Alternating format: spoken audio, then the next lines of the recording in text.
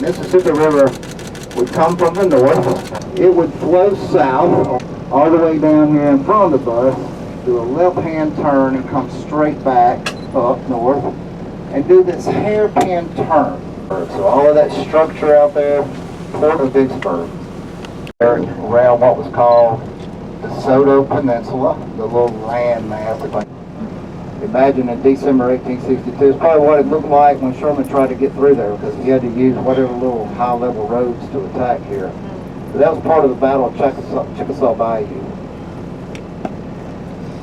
But on April 26, 1876, Mother Nature took control again, and the Mississippi River actually changed course naturally. Iron-clad USS Cairo.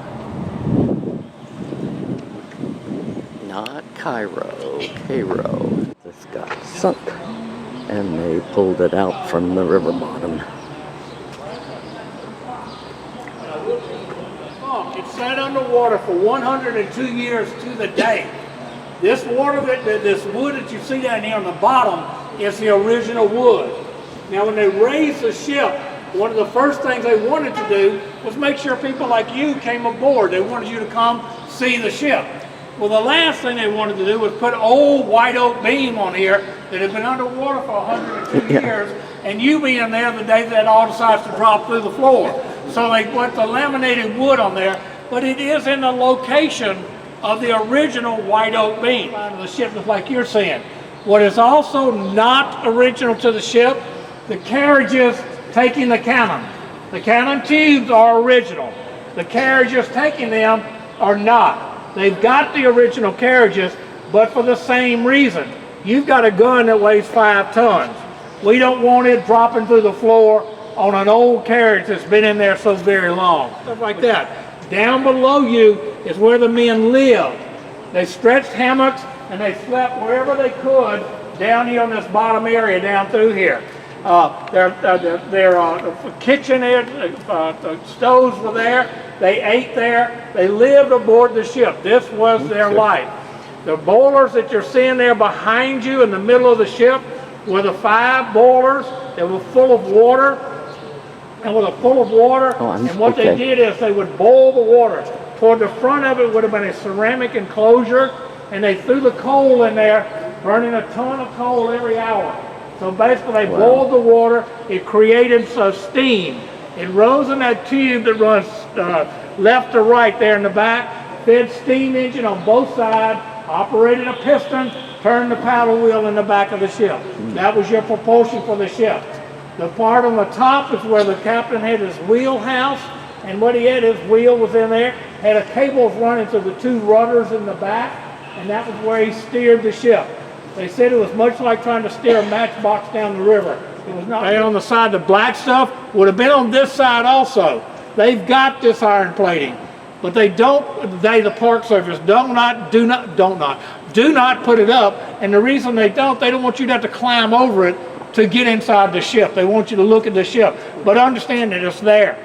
At the Battle of Fort Donelson, which where the ship was at, they found out that the ship had a weak point, and it was right there on that corner. It was easy to get that corner hit, and it would cause problems there. So they came back as an afterthought and put railroad iron. And you see the rails there, that's what that is right there. When the ship was sunk, it hit a floating mine. It basically was just 5-gallon jug of gunpowder caused to blow up.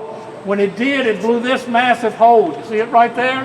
Where there's no wood right there at the bottom, that's where it blew the massive hole when the ship sinks in 36 feet of water in 12 minutes on December the 12th of 1862. It was burning coal.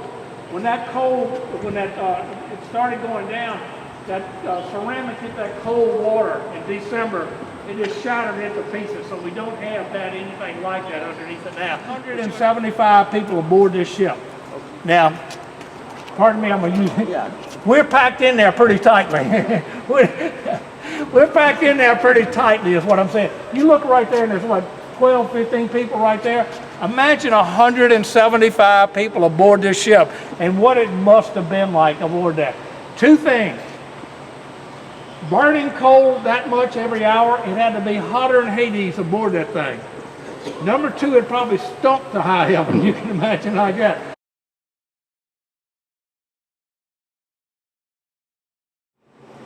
There's the paddle wheels. I guess this looks like a piston. Oh, it's an oscillating arm. The pistons pushed oscillating arms that turn the paddle wheel. At full steam, Cairo's engines could move the 888-ton gunboat at about 9 miles an hour. These are steam drums, and down below are boilers. The steam drum is connected to the top of the boilers, collected steam and delivered it to the engines. And there's 5 boilers that made steam to power the engines.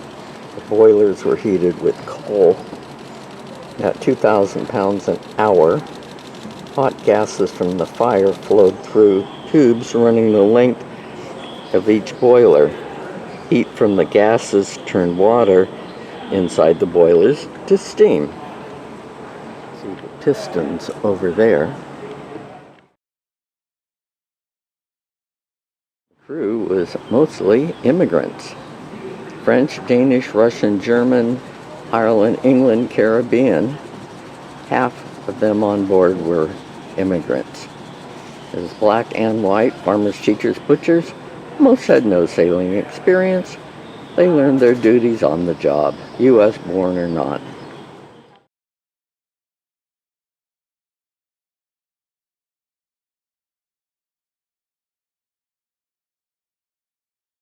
So there was a pilot house about here.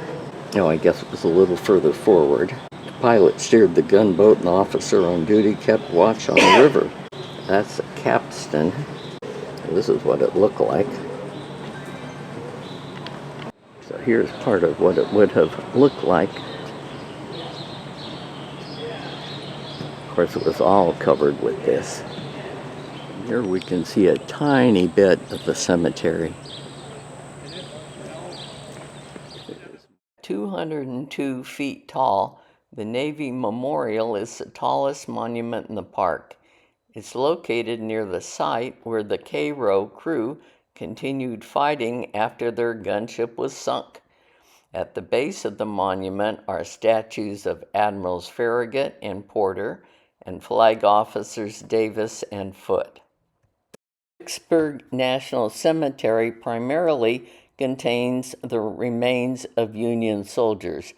While nearly 17,000 soldiers are buried there, almost all of them were reinterred from other locations within the state. Confederate soldiers who died during the siege of Vicksburg were buried in Soldiers' Rest, a section of Cedar Hill Cemetery, which is a separate city cemetery. There are about 1,000 from other conflicts. That is one of the beautiful magnolia trees here, the state tree of Mississippi.